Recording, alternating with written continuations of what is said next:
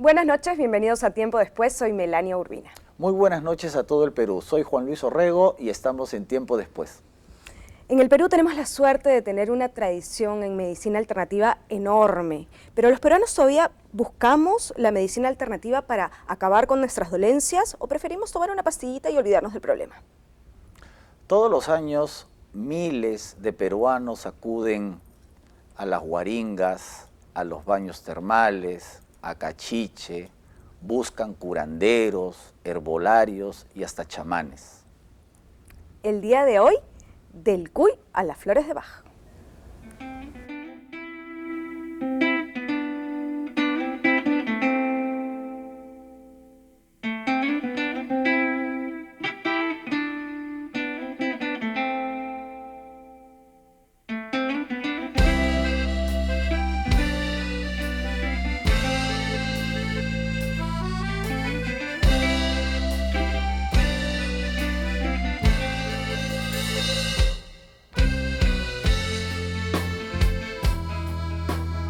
El día de hoy tenemos a dos grandes invitadas llenas de buena energía. Me toca presentar a Maritza Velarde, ella es médico pediatra y terapeuta bioenergética. Hola, ¿qué tal? Y nuestra otra invitada, por todos conocida, es la famosa herbolaria Janet Emanuel. Hola, muy buenas noches. Hola, Bienvenidas. hola. Bueno, Gracias. para arrancar con el tema, ¿qué es la medicina alternativa? Mira, sí, en realidad yo le digo, hay una cosa muy importante que hay que aclarar, ¿no? Cuando una medicina nace de la esencia de una tierra, como un país como extraordinario como es el Perú, y de cualquier otro país, nace de ahí, es la medicina de la tradicional, porque es de nuestras tradiciones, ¿bien? No es alternativa, yo no sé que La alternativa debería ser la otra, ¿no? La tradicional es la nuestra. Y las otras se trabajan dentro de las medicinas complementarias, ¿no? Que son de otros lugares y que es de diferentes corrientes, puede ser de la India, Europa, en fin, ¿no? Pero la nuestra es la medicina tradicional, ¿no? Exacto, eso es bien importante, porque cuando se habla de medicina alternativa, se habla generalmente, o complementaria, se habla de medicinas ya de diferentes vertientes. Cuando hablamos de medicina tradicional, como dice Marisa, tiene que ver con la cosmovisión de la cultura, la ritualidad, todo aquello que significa sanación. Entonces, y eso es bien importante tocarlo, porque la medicina tradicional peruana ha sido muy poco valorada, perseguida, y es tan importante y tan antigua y con una riqueza increíble, tanto y tan importante como la china y la hindú. Las tres grandes medicinas tradicionales del mundo, sin menospreciar a la azteca, ni a la maya, ni a ninguna, son la china, la hindú y la peruana. Por eso es tan importante rescatar nuestra medicina tradicional. Ahora, nuestra medicina tradicional vendría también a llamarse medicina popular. Si hacemos la dicotomía entre medicina científica u oficial, la popular en nuestro caso sería la andina prehispánica, la andina tradicional, ¿o estoy equivocado? Mira, en realidad te digo una cosa que hay que también diferenciar nuevamente y aclarar, porque eso es muy buena la pregunta, porque la medicina convencional alopática, aquella que viene de toda esta corriente occidental, la palabrita alopática, ¿qué significa convencional. eso? Convencional. O sea, es aquella que tiene, pues, son en medicina de evidencia que se trabajan digamos, en todo el mundo, ¿no? O sea, la que conocemos, que asistimos nosotros a los centros de salud, a los hospitales, ¿bien? Eso por un lado. Y la medicina popular, yo no la llamaría medicina popular, sino que forma parte de nuestras raíces. Okay. Se veía al paciente de una manera integral. El alma, el espíritu, las emociones, la parte física era una parte de la salud. Además, pero se veía como un todo al ser humano. Es muy importante. Importantísimo recalcar que nuestros conocimientos en lo llamada medicina ahora fueron muy avanzados. El mundo se sorprende ante Machu Picchu, el mundo se sorprende ante nuestro desarrollo de orfebrería, de textilería, pero el mundo hoy también se sorprende frente a nuestros conocimientos del cuerpo humano e inclusive van hasta alta cirugía como las trepanaciones craneanas. Entonces, claro, popular quiere decir que no tuvimos ciencia, biotecnología propia. Eso está equivocado, porque sí, al contrario de muchos otros países, de otras muchas culturas, tuvimos ciencia y biotecnología propias. Es cierto lo que dices, porque muchas veces hemos infravalorado Totalmente. Cuando hablamos Exacto. de los incas, del Así Perú es. prehispánico, hablamos de Machu Picchu, hablamos de los logros, digamos, en el arte, en la arquitectura, pero incluso poco se ha estudiado, ¿no? A ver, Se esconde, es más. a ver, por ejemplo, no sé quién quiere empezar, ¿cómo los antiguos peruanos cuidaban su salud y cuidaban su cuerpo? ¿Qué tomaban? ¿Qué estrategias utilizaban? Y Juan Luis, una de las más importantes era cómo se alimentaba. ¿Ya? De ahí depende De de ahí si ¿Cómo te se depende enfermas o no. alimentaba? absolutamente Porque todo. recuerda, tal como tú te alimentas, tal como es tu salud. Y ellos tenían una buena nutrición. Y eso se demuestra, porque hoy en día podemos hacer estudios así científicos completamente valorados de los granos que comían. Ellos sabían inclusive cómo almacenaban sus alimentos.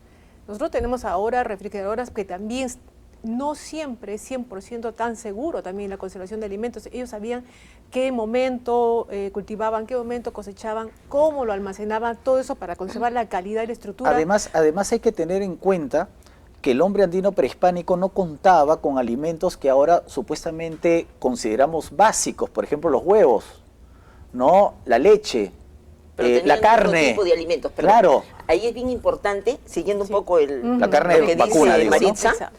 los alimentos en el antiguo Perú, que eran la base de la salud y la base de toda la organización social, eran polifuncionales. Hoy la Organización Mundial de la Salud reconoce alimentos funcionales, pero en nuestro caso eran polifuncionales, es decir, eran además que tenían que ver con la energía, con el espíritu, con el cuerpo y con el alma. Por eso es que también se trataban los males de la cabeza con alimentos y tenían ritualidad. Porque muchas veces decimos, pero los ritos son importantes, son totalmente importantes porque prueba de ello es que hasta nuestra agricultura era ritual. Claro. Que va más allá del biodinámico, de lo biodinámico que ahora está de moda, porque lo orgánico es importante, lo biodinámico es una corriente El que trabajo trata de- acompañado a la fiesta o al rito. totalmente a la religiosidad, a la forma de ver el mundo. Entonces, los alimentos en el antiguo Perú eran polifuncionales y tan importante que los alimentos más saludables de la canasta básica, fresca, los hemos dado nosotros, los peruanos, al mundo entero. Por ejemplo, ahorita recién acaban Sí. de aceptar por fin todos que el cacao es peruano, antes se decía mexicano, Ya. pero el cacao es del Perú. Los alimentos importantísimos de la canasta fresca del mundo son peruanos. Además tenemos grandes alimentos como la quinoa, ¿no? Claro. Ahora, Los en el- superalimentos. en el- en el- en No el- me dejan preguntar. Ya, anda, anda. A ver, no, la mano, es que el tema ya se pone fuerte. Adelante. Y el tema se pone fuerte, ya nos dieron ya la solita. Ya. A partir de esta visión, digamos, integral del ser humano, entonces, ¿cómo se definiría la enfermedad? ¿Qué es la enfermedad? No solamente entonces tendría que ver con el cuerpo. Es que la enfermedad no solamente, nosotros ahora creemos que solamente es una afección física. La enfermedad puede estar en el alma, puede estar en la mente, puede estar también en el lado físico y ambas se entrecruzan. Ujú. Cuando- Yo siento que la y- enfermedad, digamos, cuando ya pasa a un nivel físico, es como la última etapa, pero que en realidad nace de otro lado. Eso es lo que Eso. yo creo. Es que, claro, la medicina occidental ha llevado la salud hacia la enfermedad, cuando la salud es transversal a toda la sociedad. Si tú no tienes salud, no tienes nada, ¿me entiendes? Claro. Y ese es el concepto, cómo se desarrolló realmente la salud en el imperio. Y la enfermedad, o en las culturas preincas, se debía, por ejemplo, a un mal general que no lo sabían explicar cuando venían epidemias, por ejemplo. El otro es por causas extrañas, el mal de ojo. Y el otro de tu inconsciente mismo que no estabas nivelado energéticamente. Claro. Entonces, todo eso ellos lo relacionaban perfectamente. Era un conocimiento perfecto. Además hay una cuestión importante. Tú no puedes estar sano si los que te rodean están enfermos. Claro. Entonces, por ejemplo, se veía mucho el tema de la salud colectiva, ¿no? Pero es es decir, así, Juan Luis. los médicos, entre comillas, los médicos, porque no son formales, pero los médicos en el antiguo Perú, Los curanderos. No, los El nombre curanderos. correcto es curandero, Ya. ni siquiera chamán, Curanderos. porque chamán es una palabra ya, extranjerizante. entonces los curanderos prehispánicos se metían a la familia, a la comunidad para ver cómo vivían, qué comían Así e ir es. corrigiendo. Y si hacemos, digamos, un poquito vamos a avanzar y nada más en el tiempo porque es válido. Ya. Recuerden, bueno, aún no son muy jóvenes, pero el médico de cabecera de familia, que iba a la casa, no conocía a toda la familia, a todos los hermanitos, ¿no es cierto? Y era el médico de la familia que tenía confianza. Igual también ahí, o sea, es que la enfermedad no viene sola. Forma parte de la vida misma, de la vida diaria. Entonces, ese enfoque es realmente extraordinario y muy sabio. Ahora, y los coherente, sacerdotes, obviamente, ¿no? En base a esto, el curandero generalmente era el sacerdote o la sacerdotisa. Entonces, él recibía una iniciación de tipo ritual importantísima y tenía mucho valor. Cuentan que cuando Atahualpa supo que la codicia de los españoles no iba a ser mermada por la entrega del oro y lo traiciona porque lo traiciona, entonces él ordena que los sacerdotes, que eran los curanderos y que iban a guardar los conocimientos de la salud y de la fortaleza del pueblo inca, se escondieran en las montañas, en los Andes. Y por eso es que hubo, que era el hecho de que ellos transmitieran generación tras generación esos conocimientos que vienen hasta Ahora, ahora. pero también tenemos técnicas, ¿no? O sea, hay operaciones, intervenciones quirúrgicas, Claro, tenemos evidentemente. las trepanaciones craneanas, Perfecto, usaban con una como, sobrevivencia usaban extraordinaria que como un bisturí. neurocirujano hasta No, ahora, no, hasta claro. ahora se admira. Claro, hasta ahora se admira utilizaban lo que han como hecho, ¿no? bisturí la obsidiana, Claro. que parece que venía de Ayacucho, hacia la zona de la costa central, ¿no? Las plaquetas estas de metal para las trepanaciones, o sea, hay un conocimiento, mucho de ese conocimiento seguramente se ha perdido, pero Sí. ahí vemos algunas estrategias, ¿no? Incluso hasta las propias momificaciones, ¿no? Claro, que la forma más perfecta de momificar está en el Perú. Ya. Estaba en el Perú, que ahora es la cultura, es lo que viene a ser el territorio entre Arica e Iquique, y ahí han encontrado la perfección para momificar. Además en el esas- clima en ayuda esas momias, mucho ¿no? también, la aridez del suelo, la sequedad del suelo Sí. ayuda mucho a las técnicas de Pero momificación. en las técnicas esas son únicas, Claro. y eso han hecho un estudio, ¿no? Y Sí. han descubierto... Bueno, pero que los Perú- antiguos peruanos pues usaban hierbas, usaban una serie de estrategias para mantenerse sanos, ¿no? Para curar las enfermedades. Y con Había una- eso, sí. perdónenme, Ah, nos vamos sí. a un pequeño corte, pero ya regresamos.